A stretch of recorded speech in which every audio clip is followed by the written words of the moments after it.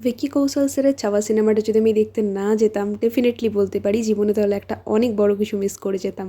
সিনেমাটা যারা দেখেছেন তারা অবশ্যই জানেন যে আমি এই কথাটা কেন বললাম। কিন্তু যারা এখনও পর্যন্ত সিনেমাটা দেখেননি তাদেরকে আমি জাস্ট একটাই কথা বলব, প্লিজ যান এবং একবার গিয়ে সিনেমাটা দেখে আসুন। একটা এত ছোট্ট ভিডিওর মধ্যে সিনেমাটার বর্ণনা করা কিংবা নিজের ফিলিং শেয়ার করার মতো ক্ষমতা আমার নেই। তবে হ্যাঁ, একটা কথা না বললেই নয়, ভিকি কৌশল স্যার যে লেভেলের অ্যাক্টিং করেছে সিনেমা হলে বসে প্রত্যেকটা মুহূর্তে এটাই মনে হয়েছে যে আমি বাস্তবে ছত্রপতি শিবাজী মহারাজের ছেলে সম্ভাজি মহারাজকে চোখের সামনে দেখতে পাচ্ছি। ছাওয়া সিনেমার শেষের 30 মিনিটের পার্টটুকু দেখে কাঁদিনি এমন মানুষ হয়তো খুবই কম আছে। জাস্ট ভাবা যায় যে ভিকি কৌশল স্যার তাহলে কতটা দুর্ধর্ষ লেভেলের অ্যাক্টিং করেছে যে মানুষ সিনেমা হলে বসে কাঁদতে বাধ্য হয়েছে। মানতে হবে বস, সম্ভাজি মহারাজ সত্যিই স্বয়ং ভগবান ছিলেন যে ঔরঙ্গজেবের 40 দিনের টানা মর্মান্তিক এবং পৈশাচিক অত্যাচার উনি সহ্য করেছিলেন।